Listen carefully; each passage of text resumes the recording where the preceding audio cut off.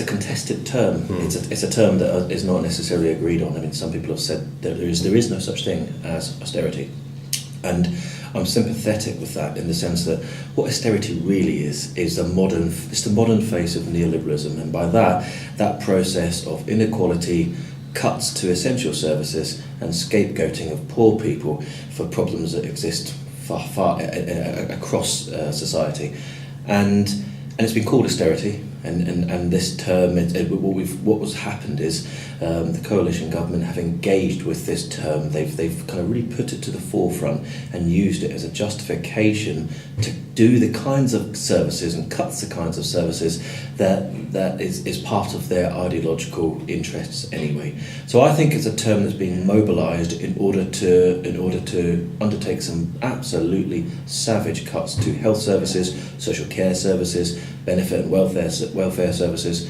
and it allows it some legitimacy, because it's called austerity. They use those very simple analogies. People have to tighten their budgets, we're in debt, we have to save. Well, actually, there's not really, if you look at the figures, there's not actually been a massive change in our own debt and our capacity to service our debt as a nation in the last 10, 20 years. What's happened recently is there's been an appreciation that the public have had to pay an awful lot of money to save the banks as a result, and that was as a result of financial deregulation. It was as a result of poorly administered organisations, huge and irresponsible lending across the board, and the public, I think, have got an appreciation that they've had to pick up the can for this. They had to carry the can. And I think it's fundamentally unfair, and I think whenever people mobilise that term austerity, I'm very, very concerned, because actually I think it's not necessarily about the country doing its bit and saving money. I think it's actually about blaming people for the problems that have happened with others.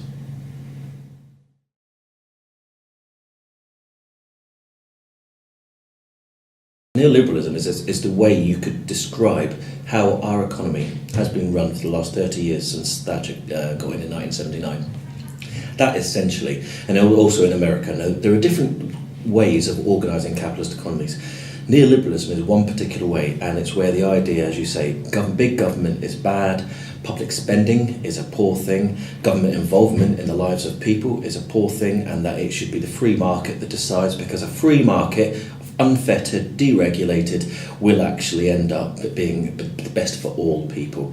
Privatisation of services is a key element of this, and responsibilisation. That's one of the key things about neoliberalism. There's this idea of responsibilising people, of taking issues which are social, economic, political, and encouraging normal people to be responsible, to feel responsible for them. Now, there are certain things that people can take responsibility for, but there's an awful lot of things they can't take responsibility for. Individual people can't take responsibility for the fact that, for instance, George Osborne is over lobbying the EU as we speak at the present in order to stop them from bringing in caps on bankers' bonuses. Now, if you stop bringing in caps on bankers' bonuses, that is going to potentially contribute to the exact same problem we saw in 2008. You can't responsibilise individual people for that. And neoliberalism is something, it's a way of doing economics, it's a way of managing people, a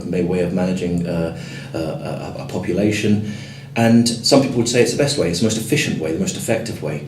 Austerity is a way of justifying those, because actually it's very, very difficult for a government to come in, to take power and to say, right, we're going to cut the NHS services, we're going to try and privatise as many of these services as we can, we're going to cut social care, we're going to cut benefits, we're going to do all of these things. Unless you've got a rationale where people can come to buy in, or some people can come to buy into that, it's very difficult to do that. And so a government, like our government, like other governments, have a lot of pressures. They've got the pressure of the media, they've got the pressure of individual people and groups of people in society, they've got the pressure of funders for the parties, they've got the pressures of lobbyists from private healthcare companies, and they all want the government to act in a certain way. And I think that neoliberalism is an expression, a public expression of the dominance of private healthcare industries, lobbyists and party funders in terms of the direction of the government at the expense of the people who elected government in the first place. But it's very difficult to enact that and to convince people that it has legitimacy. Austerity allows them to do that.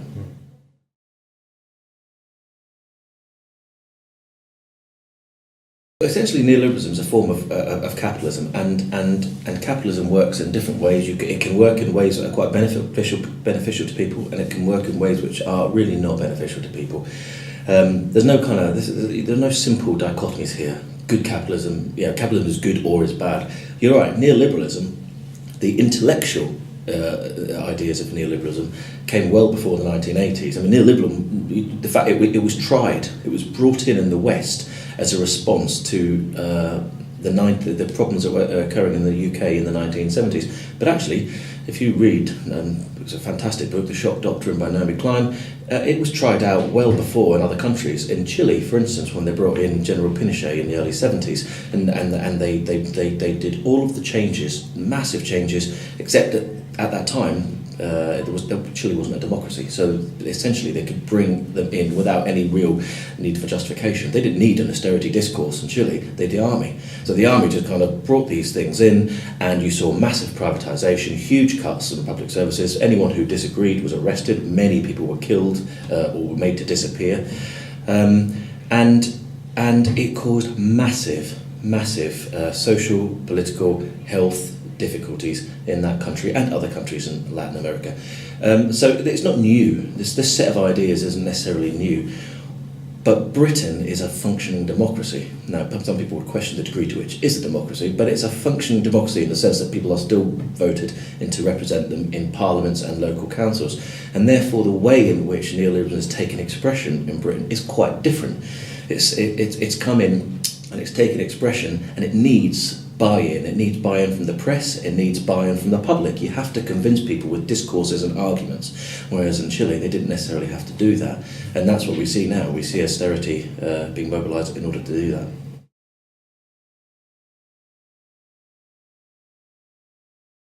It's quite a seductive story, the story being that at the moment, we are, as a country, in an awful lot of problems. We're in deep, deep debt because we spend too much on welfare, because the people who use welfare are skivers. They don't try to make any kind of effort to go out there. There are plenty of jobs out there for people if they want them, and we have a huge number of people on welfare benefits, and the reason they're not taking the jobs is because they're fundamentally lazy, and they need to be addressed. That's a seductive story for somebody who already is quite inclined to think like that. Remember, we've had 30 years of these messages being disseminated in the public. They have some popularity, not universally, but they have a lot of popularity.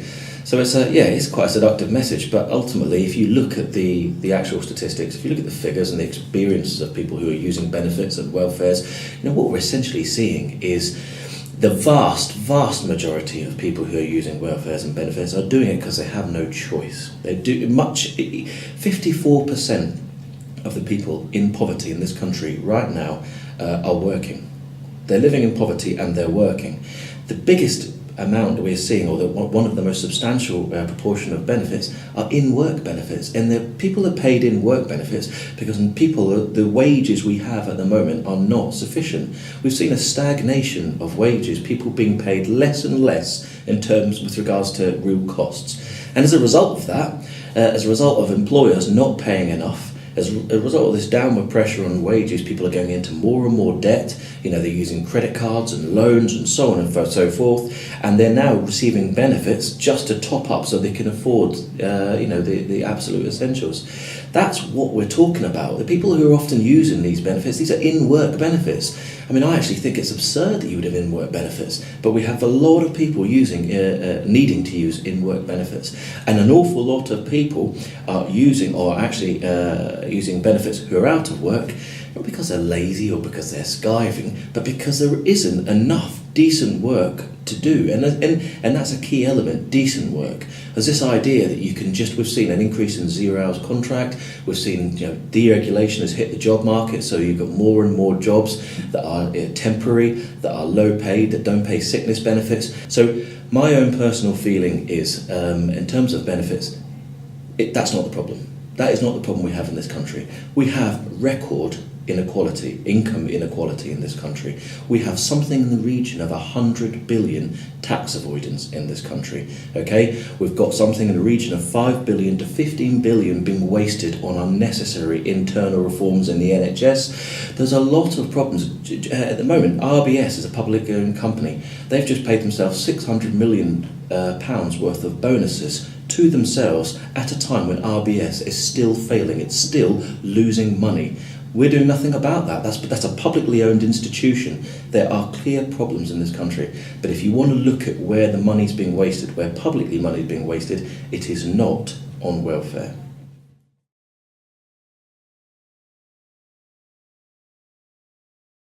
The problem at the moment is that in terms of engaging with the democratic system, the alternatives are thin on the ground. We have the three main parties used to represent some form of alternatives. We had a functioning left, which represented what you might call broadly a more socialist take. You had Liberal Democrats and you had the Conservatives. Now, at the moment, if you actually look at all three of those main parties have bought into the austerity consensus. You know, at the moment, it's about performing for financial markets. It's about performing for the media, for the right-wing media, and it's about showing their austerity credentials and to perform and to be visible and make it clear they're not going to tamper with this income inequality. We can be trusted not to tamper with this income inequality. So, in terms of what do people do? Well, there are. If you want to engage, if you want to engage politically, there are organisations out there you can engage with politically that are absolutely against this consensus. Go out and vote Green for a start. Now, people might, I don't like the Green Party, the environment. Look at the policies of the Green Party. I'm not a member of the Green Party. I've never been a member of the Green Party, but the Green Party are particularly strong in the Brighton area. They've got an MP, Carolyn Lucas, who has consistently stood up against all of these things we're talking about in Parliament. Get out there and vote for her. If you see you've got councillors standing in the local elections for the Greens, vote for them too. There is a clear political party that is willing, and now at the moment they're a political party who do not have the same kind of populist base as the other main parties. But those kind of changes only come about with people voting for them. So if you're pissed off about this and you don't like it, go out there and vote for them, because there is an alternative and people are providing an alternative and they're fighting against all of the things that we're talking about here. That's the first thing I would say that people would do. Other things is, if you've got any, and some people don't believe, some people they've left democracy behind, and I don't blame them. You know, you hear Russell Brand saying, don't vote, don't get involved, and I've got sympathy with that, because as I said, we have a creaking democracy in this country. But get out there, if you've got any faith in it at all, write to your councillors, contact them, get together in groups and lobby and campaign and push. You know, there's people assemblies in Brighton that are operating, there's people assemblies all around the country. Get involved with them, see how you can help. There are people trying to resist this and stand up against it. The Unemployed Family Sector Project itself is a fantastic organisation which has done, in my opinion, done an awful lot of good in this area to try to resist some of these things. There are organisations there, but people can't do it alone, and they can't do it if they're apathetic. They've got to get together with other people and they've got to fight it, either politically or not.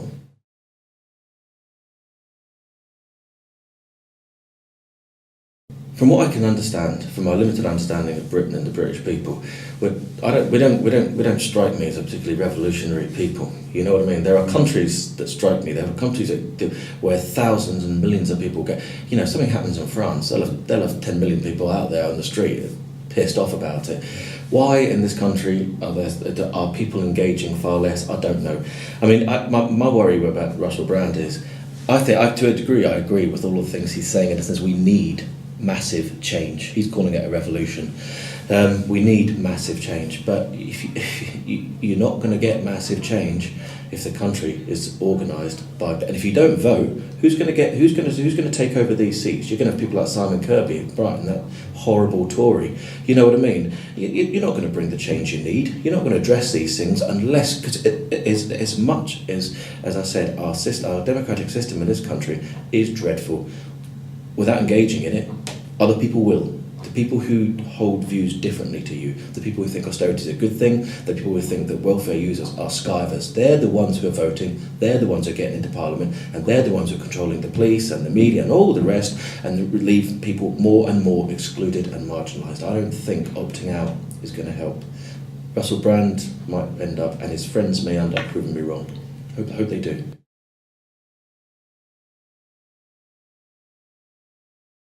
I don't think you can distill it into a message. That's the God's honest truth. And I don't think that even if you could distill it into a message, the ears of the people who are currently running the country are open. I think that people have to form messages, and they have to get together. I mean, I am, it's an irrelevance to the Brighton area because I'm living in Worthing and standing there.